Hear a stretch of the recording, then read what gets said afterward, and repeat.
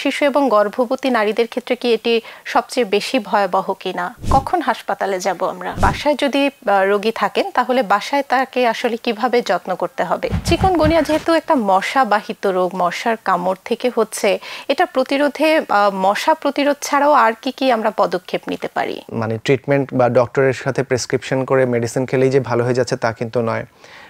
সেটা কিন্তু এটার জন্য আমাদের খুব আমরা বলি যে prevention is better then cure. তো প্রিভেনশন মেজারমেন্টগুলো আসলে আমাদেরকে সবাইকে নিতে হবে। সেটা আমাদের বাসা বাড়িতে হতে পারে, দরজা জানালা যখন আমরা মসকিটো নেট ইউজ করতে পারি, জমে থাকা পানি সেটা আমরা 3 দিনের বেশি জমে থাকা পানিটা ডিসকার্ড ফেলে দিতে হতে পারে, কারণ আমরা জানি যে এই জমে থাকা পানিতে আসলে মশার লার্ভাগুলো, মশার বংশবিস্তারটা বেশি হয়, দ্রুত হয় জমে থাকা পানিতে।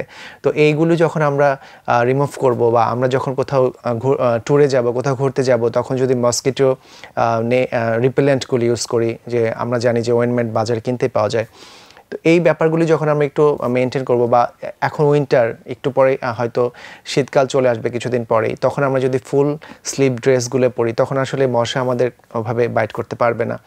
তো এই কিছু সাধারণ মেজারমেন্ট যদি নিই তাহলে হয়তো এই ধরনের মশাবাহিত অসুখ বিসুখ থেকে আমরা নিজেদেরকে প্রোটেক্ট করতে পারবো। চিকুনগুনিয়া রোগের ক্ষেত্রে কারা সবচেয়ে বেশি ঝুঁকিতে থাকে? শিশু এবং গর্ভবতী নারীদের ক্ষেত্রে কি এটি সবচেয়ে বেশি ভয়াবহ কিনা? প্রত্যেকটা মানুষই সাধারণ জীবনযাপনটাকে ব্যাহত করে, বললাম, তীব্র জয়েন্টের ব্যথার মাধ্যমে। অনেকের এই ব্যথাটা এতটা লং স্ট্যান্ডিং হয় যে তার অফিস ওয়ার্ক বা তার পার্সোনাল লাইফের ওয়ার্কগুলো ঠিকমতো করতে পারে না। তো তারপরও বেশি রিস্কে অবশ্যই থাকে যারা প্রেগনেন্সিতে আছেন, বা শিশুদের ক্ষেত্রে, বা ডায়াবেটিস রোগীদের ক্ষেত্রে, এমনকি যাদের রোগ প্রতিরোধ ক্ষমতা কম, তাদের ক্ষেত্রেও আসলে চিকুনগুনিয়াটা দীর্ঘস্থায়ী সমস্যাগুলো সৃষ্টি করতে পারে। চিকুনগুনিয়া হলে ঘরোয়া প্রতিকার কি? হাসপাতালে যাওয়া কি বাধ্যতামূলক? আর যদি যেতে হয় তাহলে সেটা কখন যেতে হবে? সাধারণ জ্বর যখন আমাদের হয় তখন তো প্রথমেই আসলে ডক্টরের কেউ শরণাপন্ন হতে চায় না বা হয় না, আমাদের দেশের প্রচলিত সিস্টেমে দেখেছি। তবে যখন তীব্র জয়েন্টে ব্যথা হবে, যেটা ইভেন র্যাশ হবে, চিকুনগুনিয়া হলে আসলে দ্রুত চিকিৎসকের শরণাপন্ন হওয়া উচিত, কারণ আমরা আগেই বলেছি এটা ডেঙ্গুর সাথে একটা কম্প্যারিজনের ব্যাপার থাকে, সেটা আইডেন্টিফাই সাধারণ রোগীরা তো করতে পারবে না। সেটার জন্য আসলে ডক্টরের পরামর্শ নেওয়া উচিত।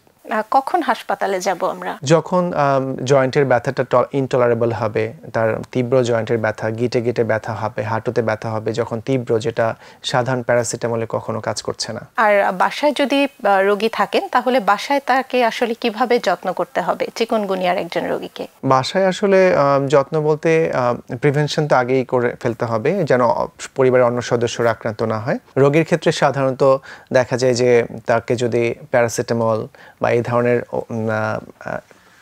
অ্যানালজেসিকগুলি দেওয়া হয় তাহলে হয়তো তার জয়েন্টের ব্যথাটা কমে যেতে পারে। আর শীতকালীন শাকসবজি, ফলমূল, যেটা মৌসুমি ফল, তার ইমিউনিটি বুস্ট আপ করার জন্য কিছু মেডিসিন হতে পারে, এটা খেতে পারে। ইভেন তার ব্যালেন্স ডায়েট যদি মেনটেন করে তাহলেও তার ইমিউনিটি বুস্ট আপ হবে। সাধারণ মেজারমেন্টগুলো নিলেই রোগী অনেকটা সুস্থ হয়ে যাবে।